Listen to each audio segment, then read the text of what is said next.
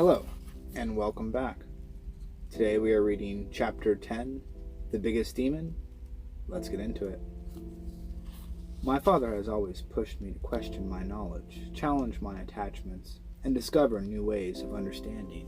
And so, during my training, he would often present me with puzzles. One day he asked, "Miguel, do you know what the biggest demon in the world is?" I thought for a moment, and then shook my head no. "It's love," he replied, with a slight smile playing on his lips. "How can love be the biggest demon in the world?" I responded doubtfully, feeling my emotional reaction coursing through my body, its epicenter somewhere around my belly. I felt the irritation of a child who knows his father is about to bust another one of his favorite bubbles. "Solve the puzzle and you'll find out," he said. I looked at my father, the man who had written the book, The Mastery of Love, in disbelief. "Love can't be the biggest demon in the world," I practically shouted. "We are love. We all share love. Love is all we are." To this, he simply replied, "Miguel, figure it out." And he walked away. I thought about this, but it made absolutely no sense to me. We are love. We are born into love. How could he even say that love is a demon, and allegedly the biggest demon of all? If I am love, how can I be the biggest demon in the world? The puzzle sat unsolved in my mind for quite some time. Then came my moment of clarity, the kind that arrives out of the blue and sets you on a path that guides you through the rest of your life. It arrived while I was watching the San Diego Chargers play against the Oakland Raiders, two football teams that shared a big rivalry. I was well aware of my level of attachment to the Chargers. When I watch them play, I make a conscious choice to engage in the game, and I quickly go to a level 3 attachment. Sometimes I even go to a level 4. This is probably why my epiphany came during a football game. The first quarter of this particular game, the television suddenly went silent. Something was wrong with the television or the transmission, and the game had no sound at all. I couldn't hear what was going on. Sensing an opportunity, I decided to assign myself an exercise. I challenged myself to watch the game as if I have never watched football before. My goal was to unlearn or let go of what I knew about football and simply enjoy the scene in front of me. I wanted to detach from all my preconceptions. It took me a while to stop describing to myself what was happening on the field and just watch the game unfold. I saw two teams in battle and began to understand their plays and actions from a fresh perspective. I began to see each action as if it were truth unfolding. My mind went silent and I simply watched. A deeper connection formed between me and what was happening on the field at that moment. I was enthused by the play of both teams. Somewhere around halftime, the sound returned, and lo and behold, there were now two voices describing what was happening, narrating every moment. The narrators were telling me where to place my focus, and I could feel my attention being steered until I no longer was watching the game unfold as I had before, but instead was listening to what was being told. The narrator informed me when to cheer and when not to cheer. They explained why the ball was thrown, why a touchdown was possible, and why the defense was doing so well. Then they started describing things that weren't even happening on the field. Why a player held out his contract, who should be traded, which player didn't deserve to even be on the team. I began to pay attention to only what the voices wanted me to see as they excitedly point out stunning plays and judgmentally express disapproval of weak players. When the game ended, I could only recall what the sportscasters wanted me to remember, only glimpses of truth, a touchdown, a great tackle, or an amazing pass shown through all the narration. Then the post-game show started. Every moment of the game was recounted. I apparently needed a team of narrators to tell me what I had just seen. That's when I had my sudden realization. I have those same commentators in my own head. The only difference is that they are my own voice. Just like taking a sip of wine and thinking about the region or the variety of the grapes instead of enjoying the experience. I let the narrators talk about whatever catches my attention, and it is usually something I'm already attached to. This pulls me away from my experience of the present moment to the way a rubber band stretches too far before snapping backward. The narrators are the voices of the filter of what we know. The thoughts and beliefs that construct our belief system. This is what my father referred to as the voice of knowledge. I simply call them the narrators.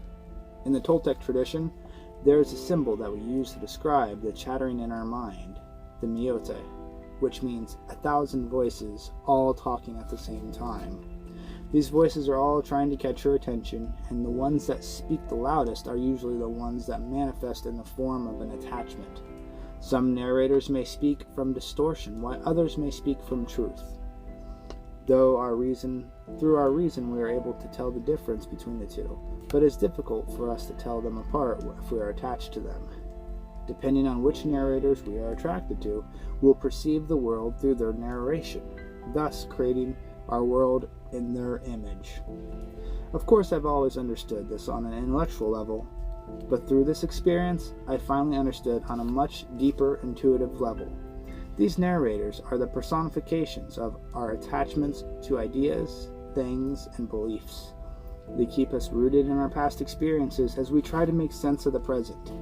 We have a predilection for fitting new experiences neatly into our preconceptions of life.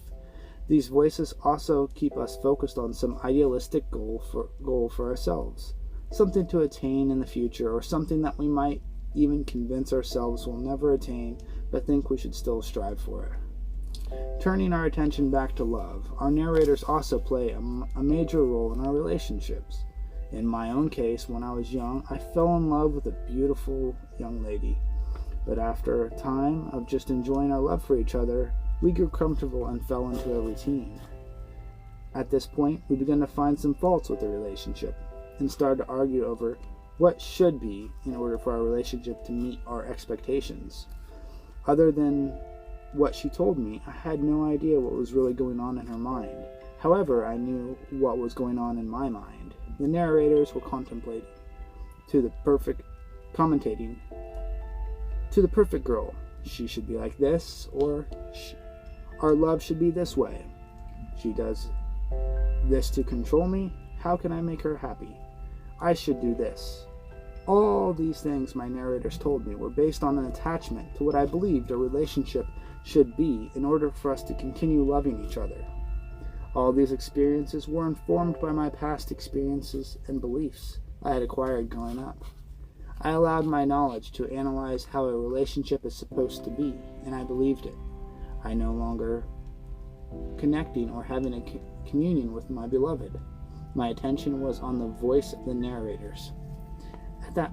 At that time, I could see that while our love was still there, our attachments to the ideas about what we thought love should be would ultimately come between us. This was all a product of listening to our narrators. And so, through the football game insight and the reflection of my relationship, I finally understood what my father meant when he said love is the biggest demon. Instead of simply experiencing love, being awake, instead of simply experiencing love, being love, narrators explain how we should feel, what makes us worthy of love, who should love us, and how they should express it, what we need to do or achieve to love ourselves, and what others need to do in order to receive our love in return. We begin to believe the narrator's analysis of what love should be and become attached to that belief. We begin to impose it in ourselves and others, thus creating a distorted reflection of love. Narrators convince us that if we could achieve and imagine perfection, we will be so full of love that life will be smooth going from then on. But what had really happened is we had made love conditional, and if we continue to follow the guidance of our narrators, we'll go from childhood to young adult and beyond, attached to the idea that what we need to find a living personification of what true love is. In order to be in love, we must have someone to love, and of course, that person is supposed to love us back. We get really hung up on this part. Forming our idea of love through positive and negative reinforcement, much of the way we do as children, always seeking our parents' approval, yearning for their acceptance, and shrinking from their disapproval. This kind of love has so many conditions attached that the suffering is inevitable. And in this way, love becomes the biggest demon of all. Our distortions turn the angel of unconditional love into a demon, a symbol of the distortion of truth, exaggerating our fears and distorting our views even more, creating a personal hell for ourselves. When we look in the mirror and we do not see a reflection of love, it means we cannot see through the smoke that has distorted our views. It makes us think that love is something that needs to be gained, like the elusive carrot on a stick. If we look at our reflection and into our eyes, we will see what lies beyond them. We will see the truth. There is no need to chase love when we are love. We simply release our attachments to what we expect to see so that we can see beyond it. We turn the volume off on our narrators, the voice of knowledge, and simply engage the present, and the true image of love will appear. We have always been love, but we have grown so accustomed to that smoky, distorted reflection of love that it doesn't allow us to see or accept ourselves, that we don't know how to live our lives without it. But we have grown so accustomed to the smoky, distorted reflection of love that doesn't allow us to see or accept ourselves that we don't know how to live life without it, which is the biggest lie. But when we become aware of our attachments and decide to let go of the distortion, the motivation to change comes from our own love, and it gives us a whole new perspective of life. The genuine motivation is the subject of this next section. When we let go of our attachments to our narrators, specifically their judgments and criticisms, and accept ourselves as we are, conditional love will no longer be the motivator that compels us to change. For example, I look in the mirror and say, "Hey, Miguel, you are out of shape. No one will take you seriously if you look like that. You need to lose some weight." I am being motivated by distorted opinions of my narrators. But when I look in the mirror and say, "Hey, Miguel, I see you are perfect in this moment, and I accept you completely, but I see that you might want to lose a few pounds in order to be more healthy," then I am being motivated to make change by the desire to care for myself, which comes from self-love.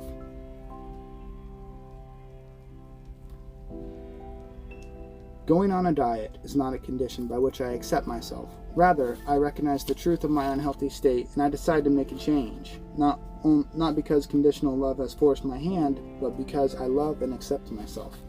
Taking steps to improve our health, change careers, or really do anything that will transform our lives is often an emotional process. The fear of failure or not obtaining the goal we set out for often keeps us from taking action and actually perpetuates what we do not want. In an episode of Frasier, a popular American TV show in the 1990s, Frasier is battling his past with the hallucination of a former love interest. He comes to the conclusion that illustrates my point very well, saying, "I am alone because I am afraid to be alone." He doesn't take a chance on love because he fears he will fail and then have to feel the discomfort of rejection. Fortunately, he realizes that the only way forward is to let go of the wounds that are holding him back. Believing that we need to avoid rejection at all costs is a very common belief. For instance, if someone says to you, "I'm not attracted to you," you have a choice about what you want to do with that knowledge. You could accept the truth without the narrator and realize that it has nothing to do with you and has everything to do with the person and his or her particular taste. The news is still hard to hear, but it is simple and it ends there. Your other choice, and unfortunately this is more common reaction, is to take the person's taste, preference, and use it against yourself to reinforce some negative belief you have. That person is not attracted to me because I am overweight, I am too short, etc. In this way, you end up using someone else's taste preference to convince yourself that you are not deserving of your own love or acceptance. The motivation to make improvements suddenly becomes conditional. If I lose a few pounds, maybe she'll like me better, or maybe someone will even better will be attracted to me. Either way, you're making a choice. You could choose to let your self-acceptance be subjugated by another person's taste or opinion, or you could choose to accept that they simply stated what is true for them, and that does not change who you are. In my experience, the only motivator that brings lasting change is self-love. When I love and accept myself, I want to treat myself well and be as healthy as I can. Only then do I have the freedom to detoxify from whatever has been subjugating my will. When it comes to being motivated by self-love to make changes in life, there are no musts or should. The key phrase here is, I want to make this change for me. When you say yes to this choice, then you can begin the process. Doing it for yourself rather than to please others or to please the narrator makes all the difference between creating lasting change versus temporary illusion. Regardless of whether you stumble along the way, when you want to make a change, you keep getting up, exercising your will like a muscle in training. As your will strengthens, you'll know what passion is. Passion is the expression of love, our authentic self, in the form of our intention, a goal, and end result. It's simply a focal point that allows us to conduct our intention in that direction, enjoying the whole process that brings us to that point, because we are living through it. Authentic love is the greatest motivator for letting go of our attachments, while conditional love only strengthens our attachments. Knowing the difference is key as we enter a process of detachment from the conditions and agreements that keep us from experiencing our authenticity. At the root of this is how we relate to ourselves and the people in our lives. I cannot give you what I don't have. If I have conditional love, I will give conditional love. If I have authentic love, then I will be able to give authentic love. The best way to let go of an illusion is choosing to accept the truth as it is presented to us just as it is. As it has been said, the truth will set you free. Woo, that is good. That is some good stuff. Let's see. We are on chapter 11. All right, until next time.